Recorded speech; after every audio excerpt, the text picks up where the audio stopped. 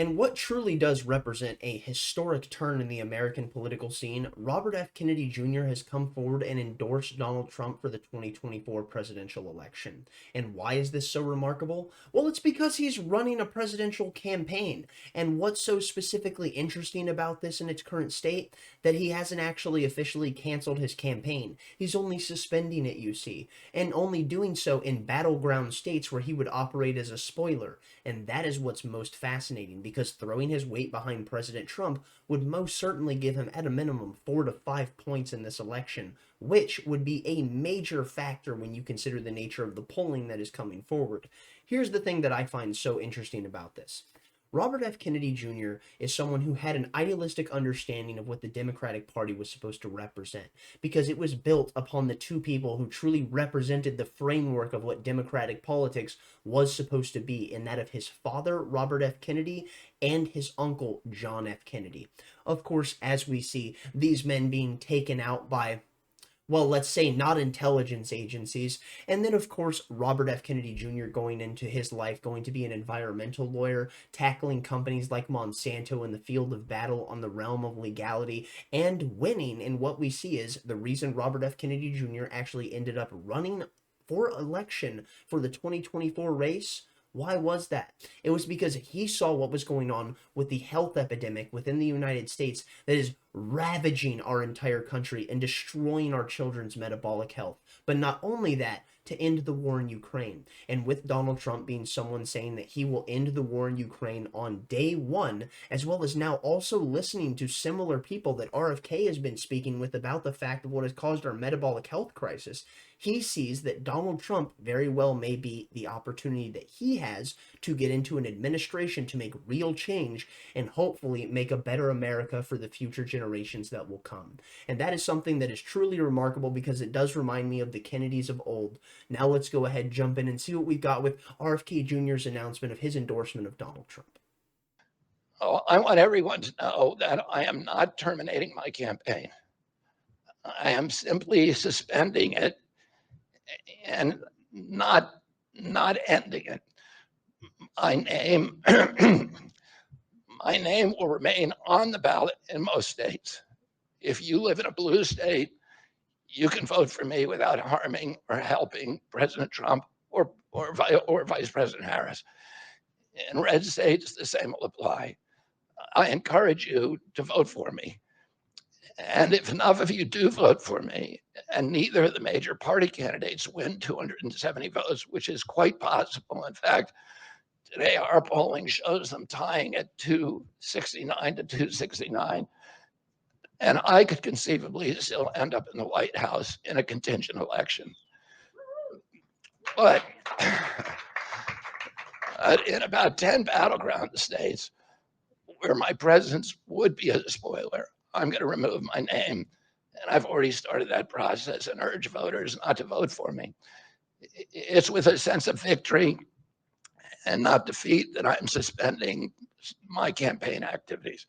Isn't that just remarkable? A Kennedy, which is effectively Democratic royalty and the only thing we have close to a royal family in American politics, coming forward and announcing that he will be endorsing a Republican for president. And that Republican of all people is Donald J. Trump. We truly live in wild times. But you know what's even more wild than this to me? How openly transparent the media operates as nothing more than smear merchants, propagandists of the highest order. Because right when RFK Jr. announced his endorsement of Donald Trump, well, there was a hit piece that was launched. And right when I saw this, I was like, wow, you already had this pre-written, and all you were looking for was the opportunity to let it launch into the stratosphere. Do you think that they would have actually released something like this if RFK had announced that he was supporting, I don't know, Kamala Harris for president? No, of course not. But with RFK Jr. now seeing the Democrats as the party of war and the party of censorship, as stated by himself, well, it's not something he can support, meaning he's going to be endlessly tarred and feathered by the media, and that's exactly what we see here. From the Daily Mail, RFK Jr. accused of being a cocaine dealer at Harvard University, as a former classmate speaks out. Are you just trying to make me like him? Are you trying to tell me that he was actually cool when he was at Harvard? What are you trying to do here? Because I promise you, it's not doing what you intend. Alrighty, moving on. Now on to the Atlantic, we see another RFK Jr. surprise. With Joe Biden out of the race, the third party candidate suddenly appears to pose a bigger threat to Donald Trump. And that's what I'd like to pay attention to, because this came out months ago. Well, months ago. It feels like it was months ago because of how fast everything is evolving in the news landscape. But anyways, when Joe Biden dropped out, we saw that articles like this were coming forward, and they weren't these smears and hit pieces like we just saw from the Daily Mail. No, they were just talking about how RFK Jr. could have a bigger impact and pose a greater threat to Donald Trump than you could possibly imagine. But do you know what that also means? It means that him being that independent voice also poses a great threat to Kamala Harris. And now that that has actually come to the forefront as reality, we can see that they're willing to tar and feather him. Jumping on now, here we see from NBC News, freaked out Democrats mobilized to stop RFK Jr. from cutting into Biden. Democrats used to ignore third-party candidates. Now they can't afford to. And this is something from quite some time ago, and what they're talking about, of course, is the nature of the threat of RFK Jr. attacking the Biden campaign and stealing away his numbers, possibly giving this over to Donald Trump. And now that he's quite literally giving it over to Donald Trump with his endorsement, you can most certainly expect more attacks to come from the media towards himself. And what you should most certainly be anticipating would be people from his family to come forward and do so, as we saw when he announced his run for president, stepping down from the Democratic Party because, well, the degree of censorship that they had hit him with would stop him entirely from having any viability in the race itself. Jumping on now, here we see to CNN. Democrats ramp up efforts to block RFK Jr. from appearing on ballots across the nation. And with this action, it's somehow a surprise that he would be someone, I don't know, willing to throw his support behind Donald Trump when the Democrats were the ones that were specifically going after him and coming for his neck. Well, in doing so, it appears that it wasn't just the Democrats, but the members of his family as well. Here we see from NBC News, members of the Kennedy family denounce RFK Jr.'s decision to endorse Trump. Members of the Kennedy family called the former independent presidential candidate's endorsement of Trump a betrayal. Ah, yes, the standards of what you support under the auspices of the current Democratic Party. That's not a betrayal of John F. Kennedy and Robert F. Kennedy and the memory of their life. No, it's not a betrayal that you're supporting the standards that represent everything that they stood against. No, that could never be a betrayal of your family name. It must be because someone stepped outside the spectrum of allowable opinion. 16 months ago, in April of 2023, I launched my campaign for President of the United States.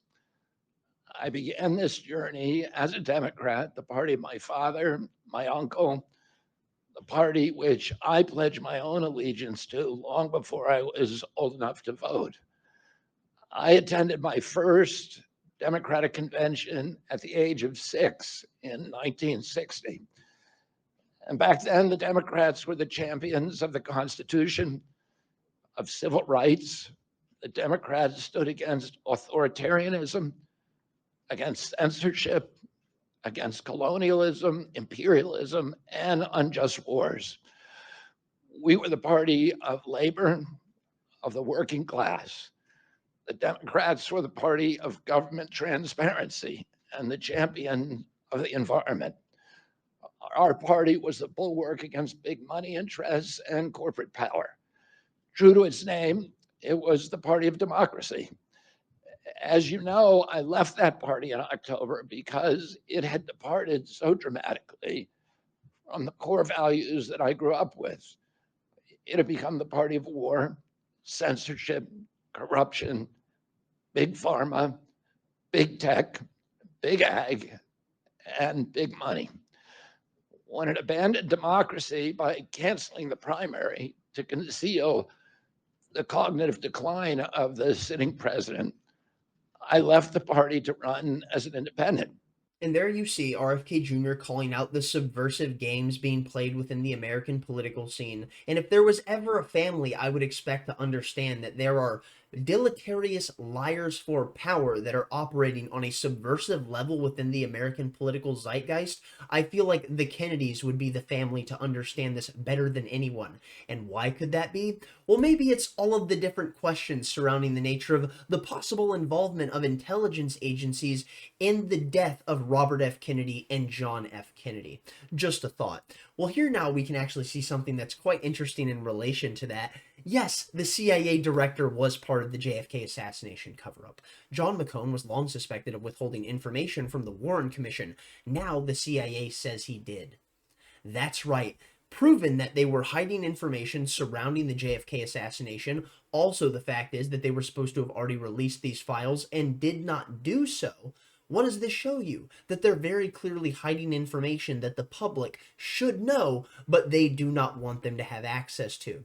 And what I find so incredible about this specifically is how what we've seen in recent days mimic the nature of the past in relation to, let's say, the death of the Kennedys.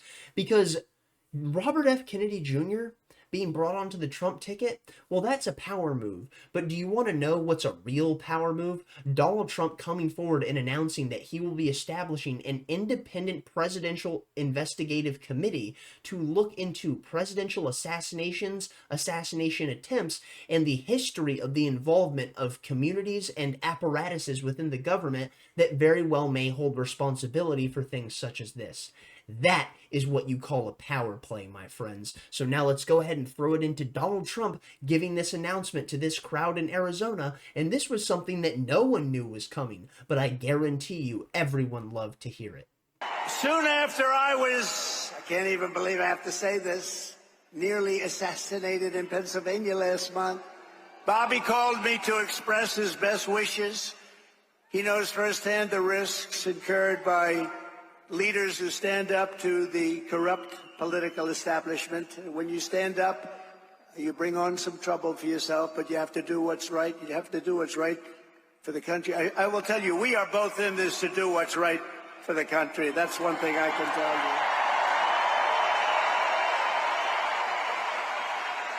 He lost his father and uncle in service to our country, and Bobby himself was subject to repeated threats to his safety during the course of his campaign while being denied protection by the Harris-Biden administration.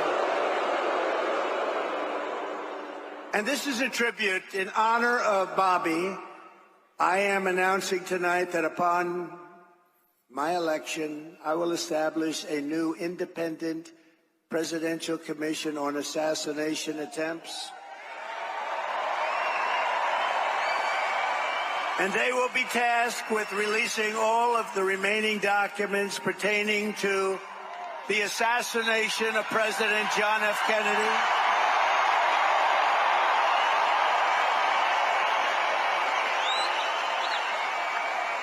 Truly remarkable. I must admit, this was an impressive moment out of Donald Trump to me, because this is effectively him walking up to the heads of the intel agencies and saying, fuck you and the horse you rode in on. I don't give a fuck about what you want nor what you intend to do. We're going to get to the bottom of this. And in fact, to get to the bottom of this, the person I'm going to put in charge, well, it's not only someone who has a deep tie to this situation specifically, but also one of the people who has one of the most in-depth investigative wells of knowledge that you could possibly hope to conjure from in pursuing truth in a topic such as this.